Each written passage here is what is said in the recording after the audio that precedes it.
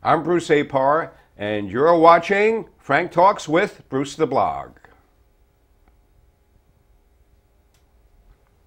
Okay, so then he goes the credits, and then I come back and I just say a couple of words, and then we start the conversation. Just it's just a very simple, living room conversation. Okay, just like we were talking. Yeah. Oh, that's fine. Yeah.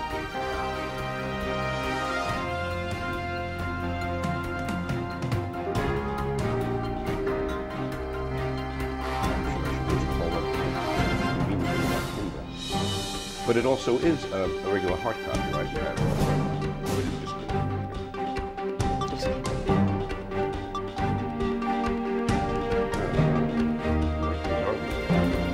That's publishing. Yeah. Coming back drastically, so you do an ebook.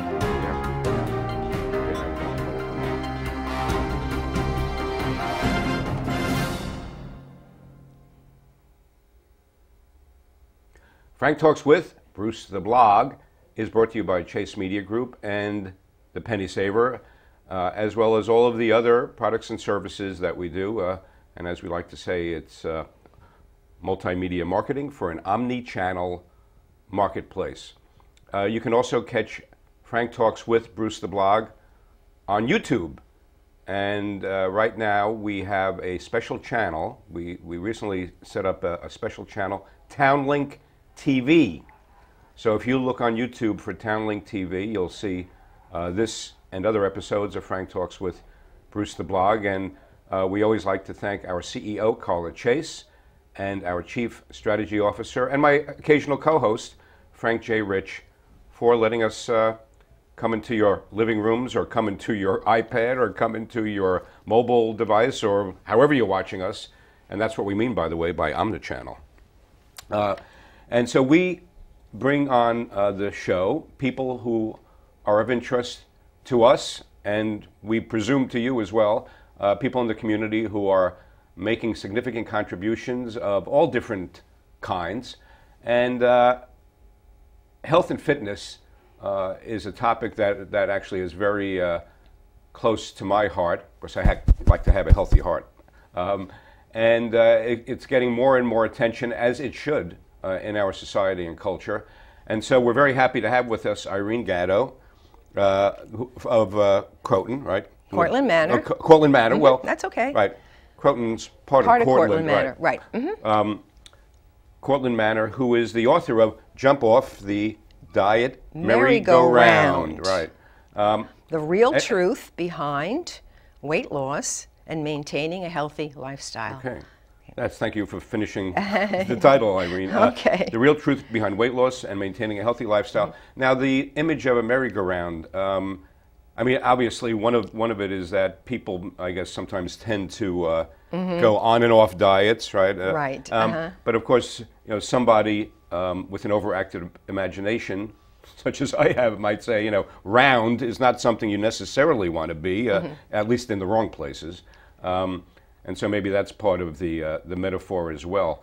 And let's talk first, Irene, about your background as a dietitian and nutritionist. That's yes, right? Yeah. I've been in this field ever since I graduated college. I won't even tell you when I graduated college, but it's been a long time. We don't need that. And I have seen, dramatic changes in healthcare and also nutrition and dietetics. I do have a degree in nutrition and dietetics. I have a master's degree as well. I'm also a registered dietitian. And also I am certified by the Health Department of New York. Right. Okay, so I've worked in many, many venues with nutrition, hospitals, nursing homes. I was a former educator. I work for Cooperative Extension, so my experience has been vast and quite interesting, if I must say so myself. The changes are dramatic. Right. There's all kinds of things going on as far as nutrition is concerned, and the consumer is saying, what do I really buy? What shall I eat? I've been hearing all kinds of information, which is true and which is not true. Right. And so that's the reason that you published this book, right? Yes. And we should mention, by the way, just I like to make sure we take care of all the housekeeping chores when we have a guest who has, let's say, published a book in this case. People can find it on Amazon, It's a Kindle book, Yes, or it's ebook Kindle. as they're called, Yes, right? And by the way, it's extremely affordable. It's $2.99, right? $2.99, and having read it, I could tell you it's worth a lot more than $2.99. There's a lot of really good information in here that you have for people. Thank you, Bruce. Yeah. The reason why it's $2.99 is to encourage people to actually go and read the book. Right. I think, you know, for $2.99, it's not a big deal to buy this book. Right. It's chock full of information. Of course, we can't cover a lot of it today, but I'm hoping even if one or two people get something out of it, I feel as though I've done something. Right. Okay, because the problem is pervasive in our society of obesity and overweight, and unfortunately, it's now going into the global area to the point we call it global obesity. Right. Well, actually, and one of the things I did see in your book, there's this term. It's sort of even more conflated than that, globesity, right? Globesity. Globesity, Yes. yeah. And what's the? Well, I know the statistic that you have in your book is that in the United States, 1/3 of adults are considered obese. And what's the definition? Obese is anybody, you know, with a BMI, okay, body mass index, over 30.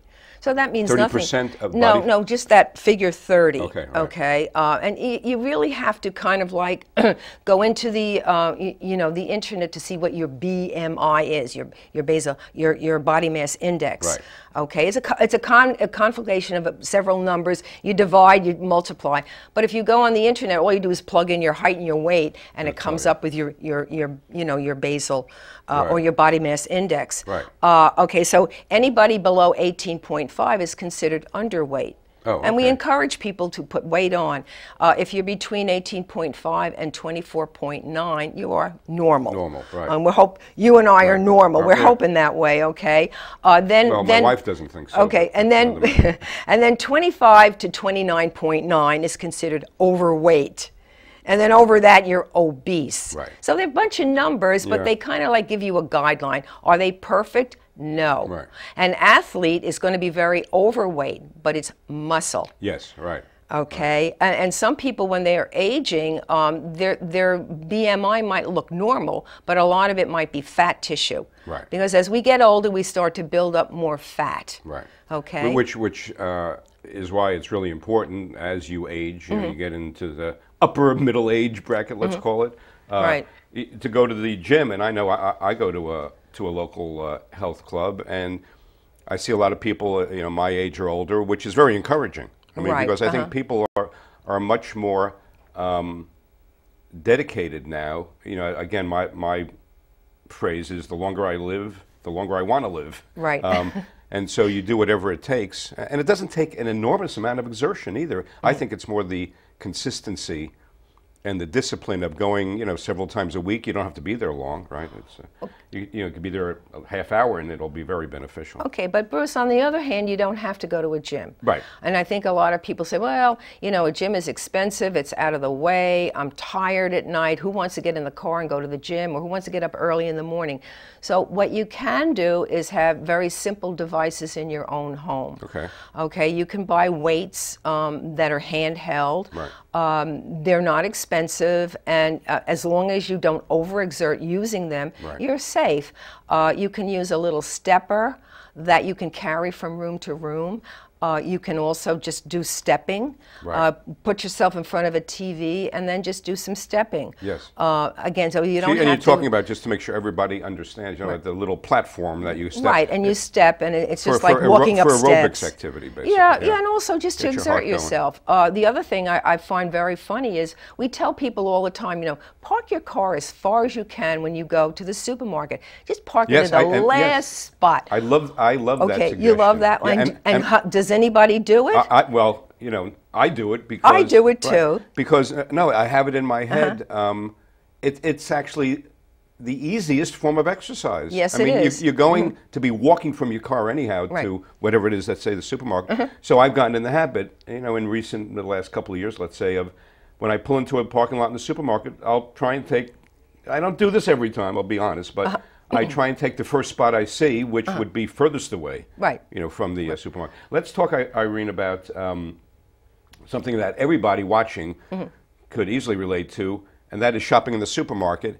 And people walk into the supermarket, they're very used to where different types of food are in the various departments in the food store.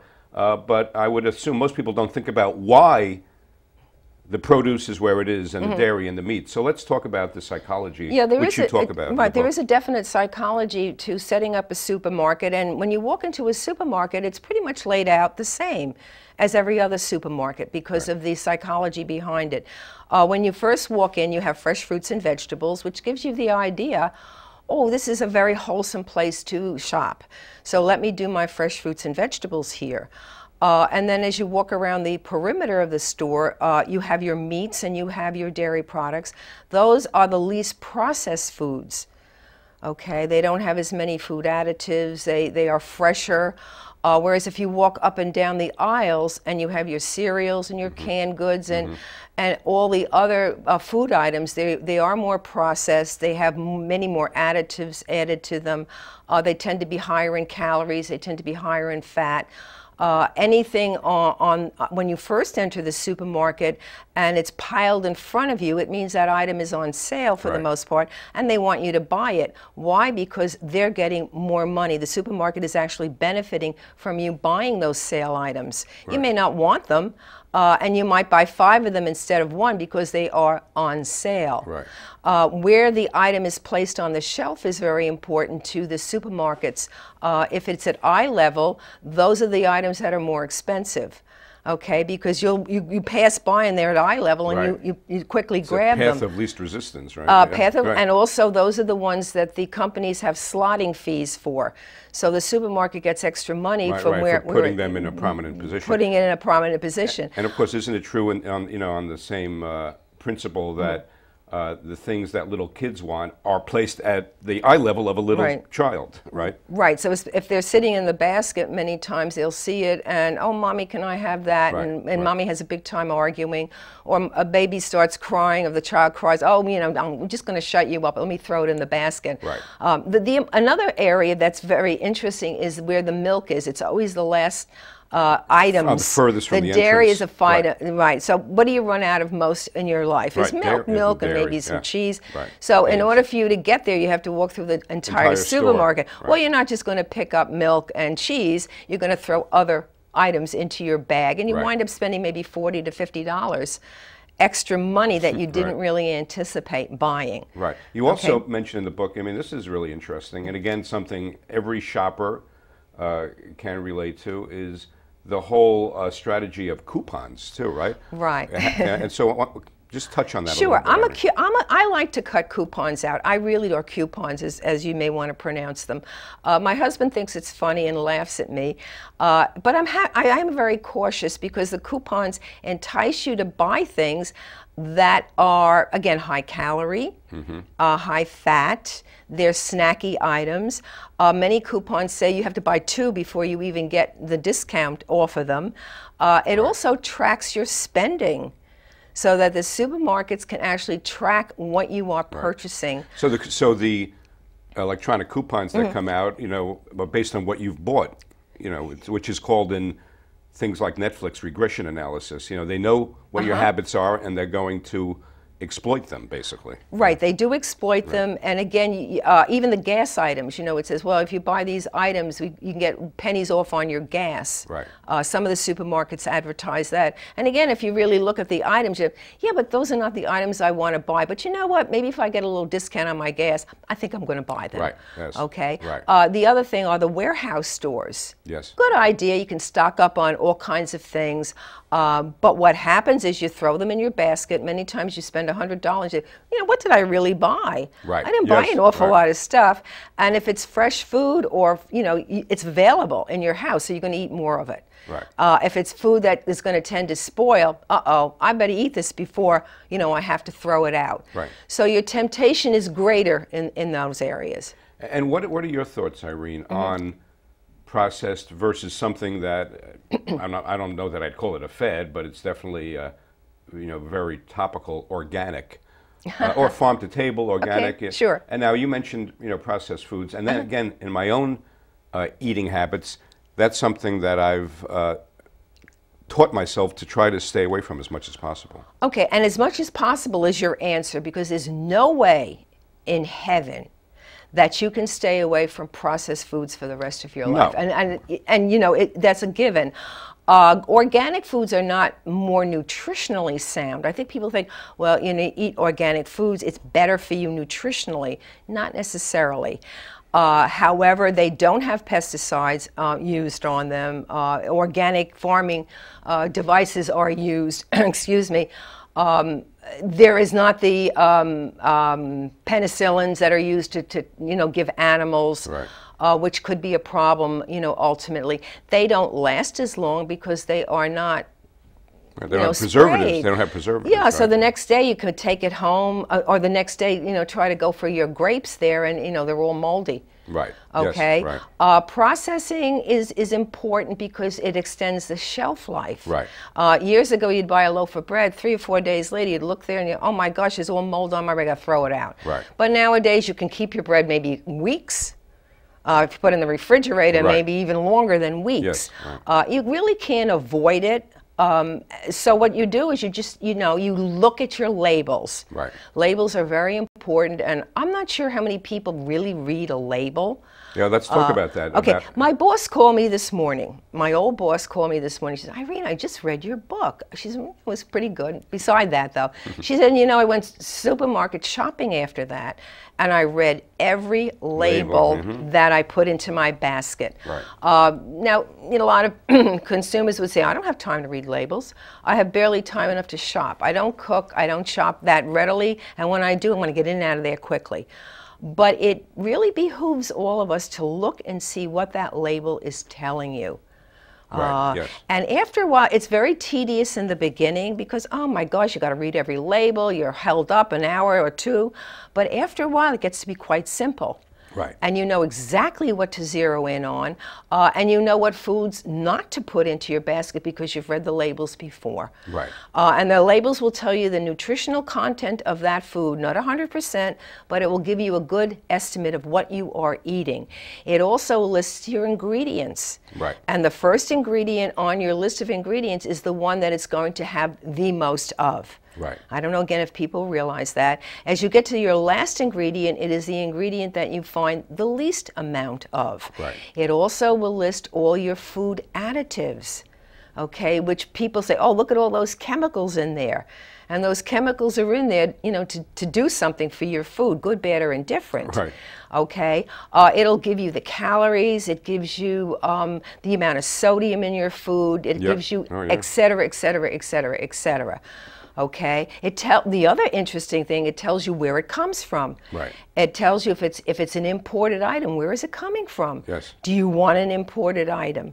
All right. The other thing that a label tells you is who to call. You have a complaint about that food, you don't like it, you can call the manufacturer. Right. All right. And you devote a whole chapter in your book, right, to lessons in labels, it's called, and looking at the table of contents. Right. And that, you know, that alone is worth more than the price of the entire. It really is. Thank you. So if somebody, if any of you watching out there want to know a quick lesson, a quick painless lesson in how to read labels, that's just one of the many chapters in Irene's book. And speaking of labels, New York City Mayor Michael Bloomberg has either been revered or reviled for some of his so-called nanny state initiatives, as his detractors would have it, wanting to legislate the size of sugar beverages. And one of the things he's done that relates back to labels is that restaurants of a certain size or a certain number of outlets now, for a number of years now, have to list 20.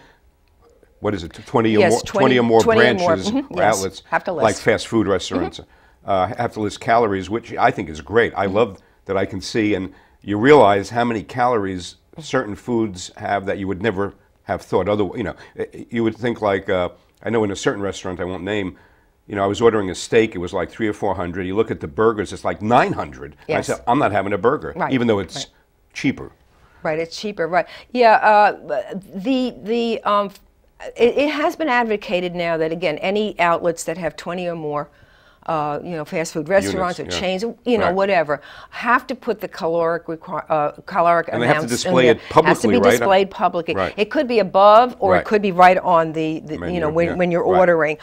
It gives you an idea of what you should be ordering if you're trying to watch your calories, trying to watch your food intake. And it also exonerates maybe some of these fast food restaurants, because now they're offering better food choices. Yes. So that Right, you could right. look and say, oh, you know, I think maybe I will have that salad because it has X number of calories, as opposed to that double cheeseburger or whatever it is. So it is helpful Right. to the consumer. Are they using it? I hope so. I'm not sure. Right. You're one that is using the information. Which information? The fact that one food item has more calories than another, and maybe you should be deciding that steak might be better than the hamburger. Yeah, well, I mean, I definitely do, Yeah, do use that. that you do. But what about... What about Mayor Bloomberg? Well, I was going to Okay. ask, what about his initiative for so-called supersized drinks, which you might want to say did not go down well because it never was passed? Well, again, we keep saying that the government is interfering in our life in every single way, but in that respect, I think he's got the right handle, and I'll tell you why. If you go into various states of our country, the obesity rates are different. If you Right. go into the Deep South, and I'll get back to Mayor Bloomberg in a minute, the amount of obesity is phenomenal. Right. Okay, states like Mississippi and Alabama have an obesity rate that is high, high, high. If you go into the Northeast and into Colorado, the Western states, western yeah, part of the right. states, your obesity rate is a lot lower. Right. However, in New York City now, they're finding the obesity rate is starting to climb. Mm-hmm. And Mayor Bloomberg is saying, you know what, we want to nip this in the bud. Right. Why don't we try, advocating that you can't order at one time a larger drink. Right. Okay? So what people do is, be happy with a smaller drink. You can always go back for more. Right. Now, people probably won't go back for more. Right. All right, because why? They're going to make a special trip. They'll make do with what they have. Right. If you get a 32-ounce cup of soda, you're probably going to drink most of it. Right. Okay, and then you don't want to throw it out because, again, it's wasteful. So I'm going to consume 32 ounces. Whenever you go into some places, you can't even get a small beverage. Right. I mean, I used to be able to order a small beverage, and I get a medium and a larger. And I wind up throwing half of it out because I can't consume all Right. of it. Yes. Now, just getting back to Mayor Bloomberg again, we used to be and I say used to be, we used to be the fattest country in the world. We still are. However, one other country is starting to go above us. You won't guess what it is. Mexico. Oh, okay. It matches us, and it's now considered the fattest. Wow. Okay, to the point that the government in Mexico, believe it or not, is trying to put in some of these issues into perspective. And actually, they have gotten grants from Mayor Bloomberg to go ahead and try to put initiatives into play. Right. So good old Mayor Bloomberg is now trying to help some other countries with some of his, contributions, so to speak. He's Right. rich enough; he can do it. So is that because if you give them an enchilada, they'll take like a foot-long sandwich? I'm sorry, that was a very Their bad pun. consumption of sugary beverages are astronomical. Right. So again, we're talking about drinking all day, whatever the beverage is. Not only soda; it could be any beverage. Right. Yeah, and I love I love Mexican food. High calorie.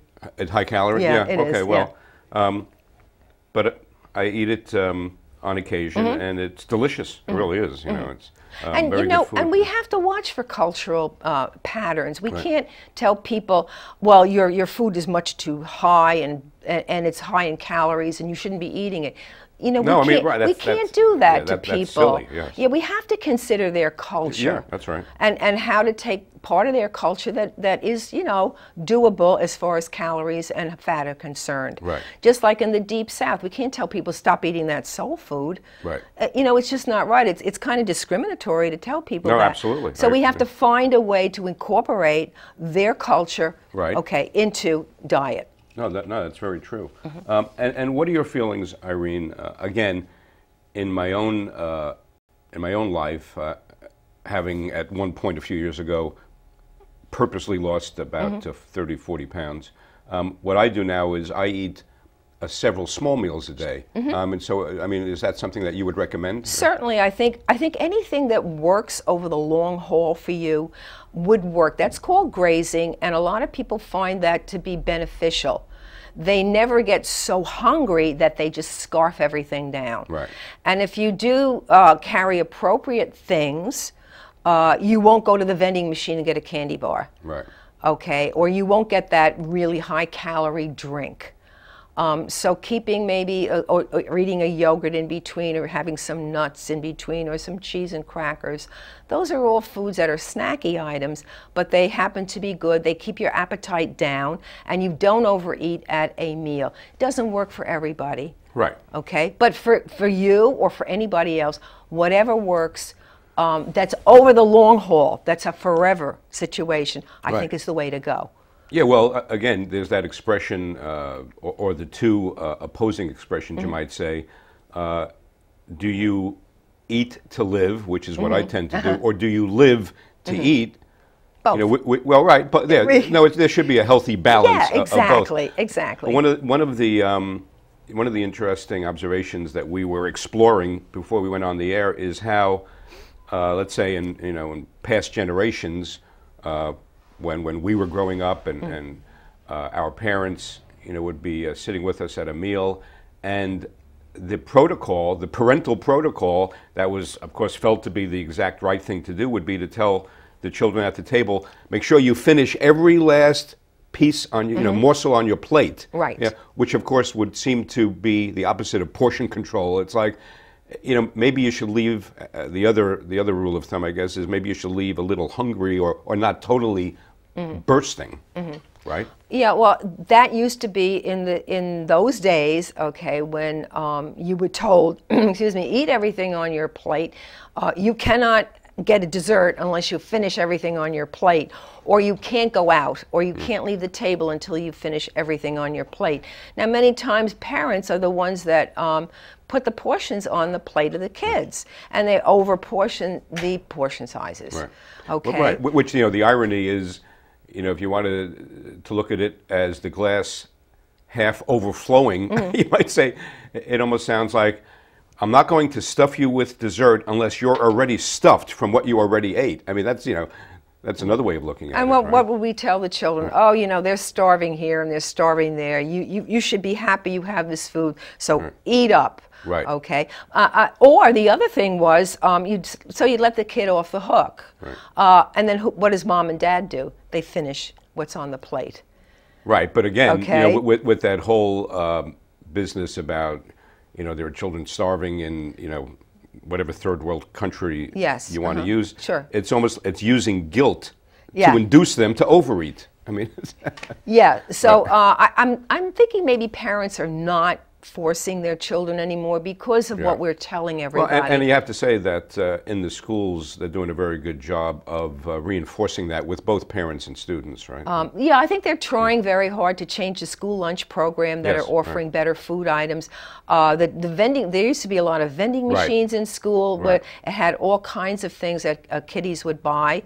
And throwing their lunch in the garbage. Right, yes, right. Okay, or in the school lunch in the garbage, no less. And they would use vending machines, and I think that has been removed many times from the school themselves. Oh, no, that's definitely been happening. Well, we have run out of time, Irene. This has been really interesting. Thank you. Oh, I could go on and on, Bruce. And we can have you back. And thank you so much, Bruce. It's been a pleasure. Same here. And there's been a lot of food for thought on today's show, Okay. you might say. And again, it's Jump Off the Diet Merry-Go-Round, the real truth behind weight loss and maintaining a healthy lifestyle. You can find it on Amazon as a Kindle ebook for the extremely low price of $2.99. And we like to say at Chase Media Group, support your local businesses, and that goes for our local authors. So if you're gonna buy anything about health and fitness, Irene's book is the one to go to. Thank you for watching, and as I always like to say, when Bruce the Blog listens, people talk.